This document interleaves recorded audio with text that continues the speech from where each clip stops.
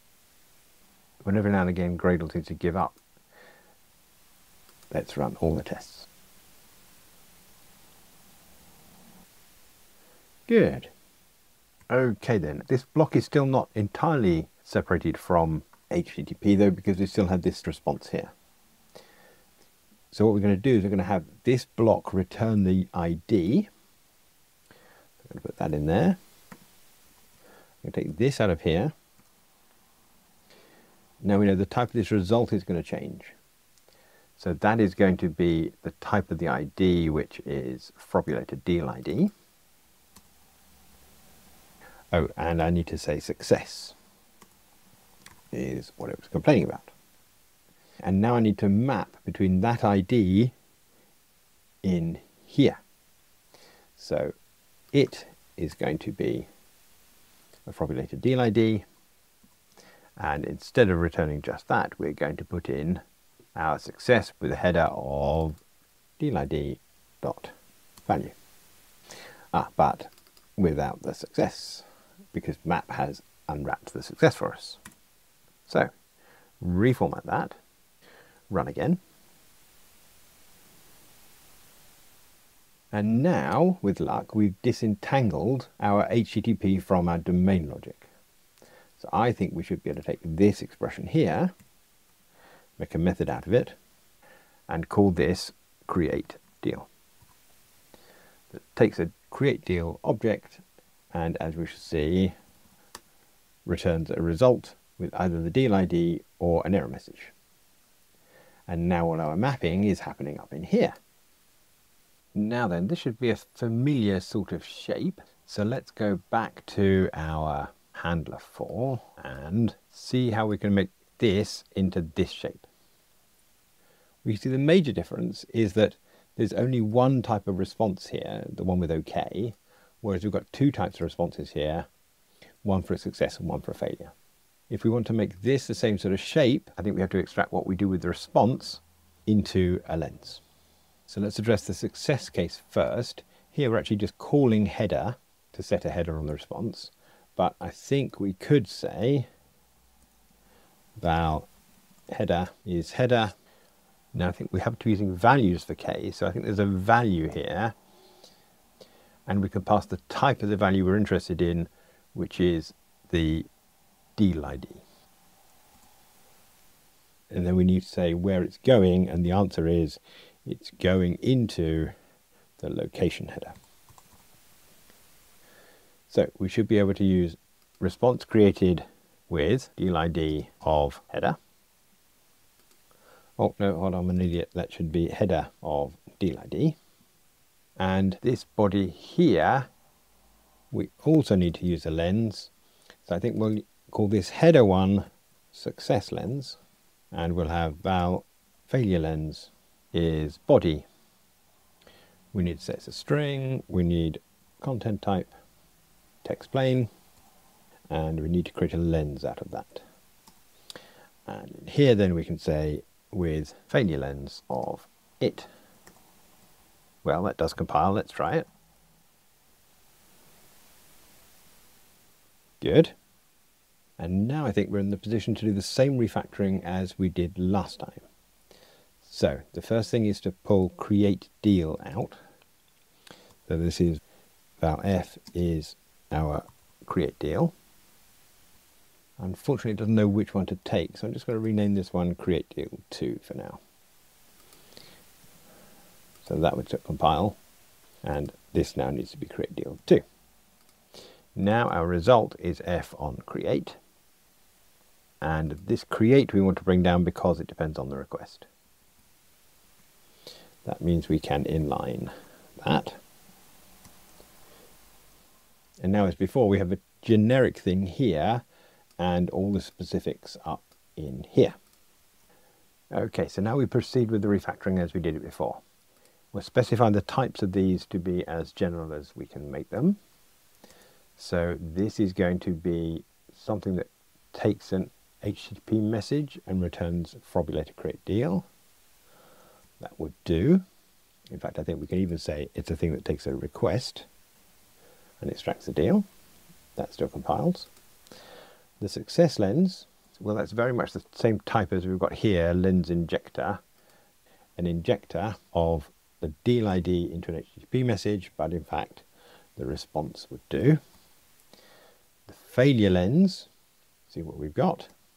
Again, I think an injector from a string into an HTTP message is the thing we want, but again, a response would do. And this function is something that takes a create deal and returns the result. And I don't think we care about the name. Now we want to extract a function that returns a handler.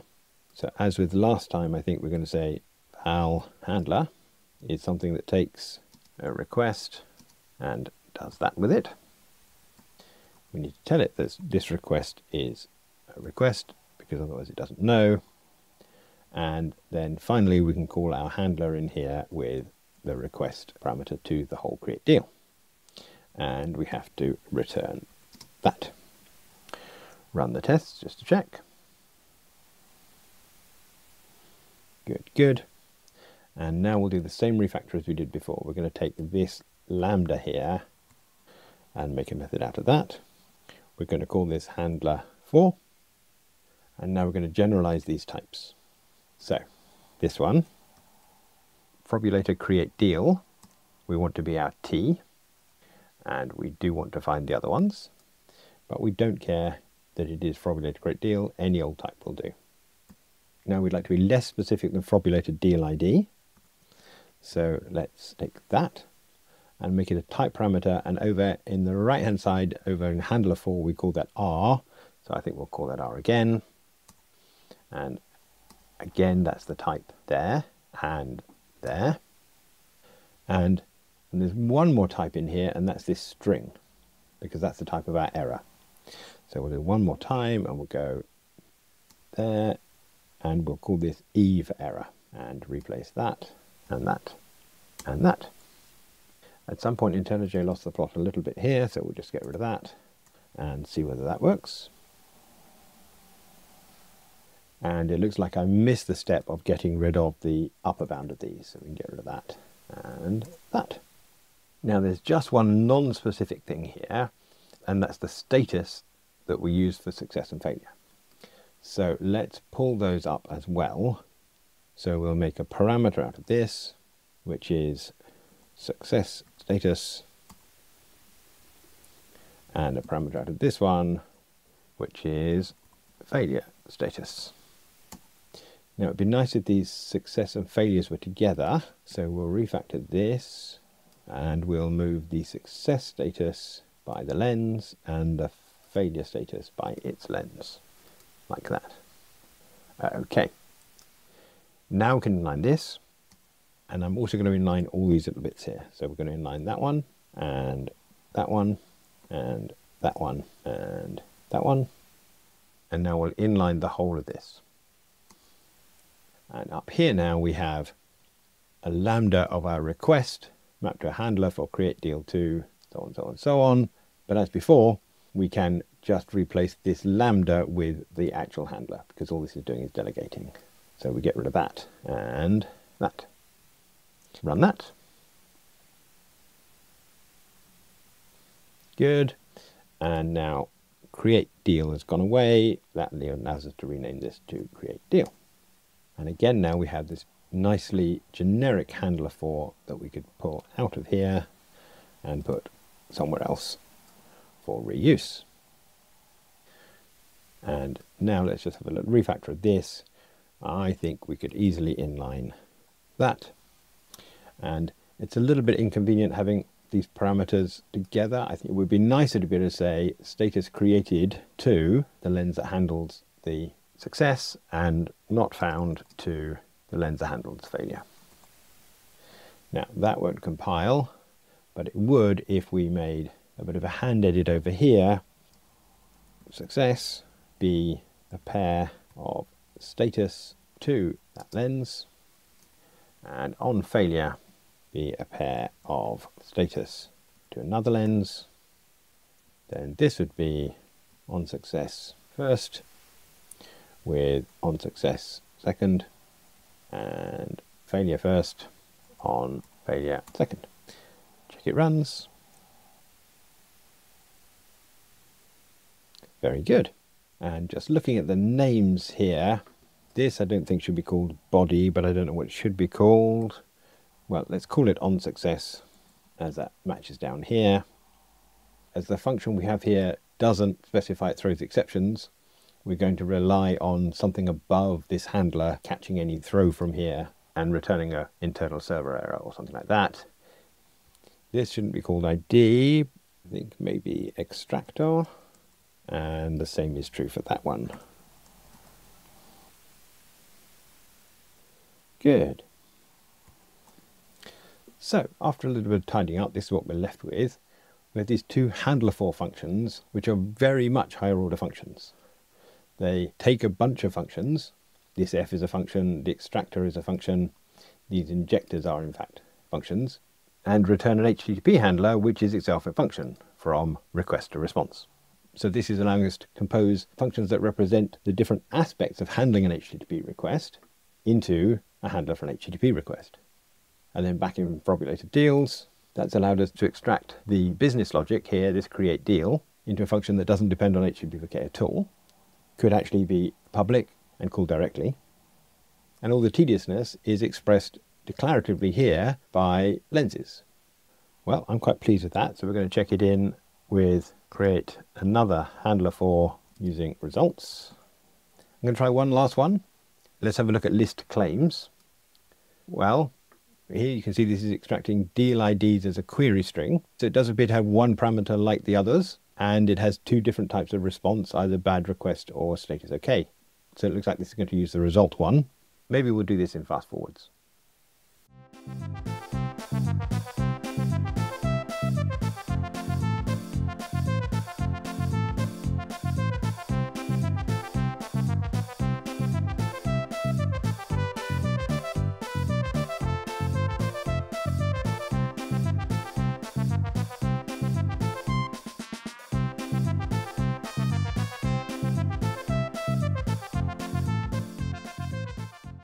Phew, there we go. So now we are binding claims to handler for get deal claims with lenses to extract and populate the success and failure cases. I think in this case we're using an optional lens here. That means that get deal claims takes a nullable deal ID, but then immediately returns a failure if that's true. I think we could just use the lens failure, but I thought it might be important to have the same behavior with the same body error message as previously. Probably not, but it shows that we can deal with it. My approach in these sort of refactorings is to pick on low-hanging fruit, which I think we've done, and then gradually sort of work our way out, seeing whether we can refactor individual cases to our new way of doing things, or whether we need to add functionality to handle them.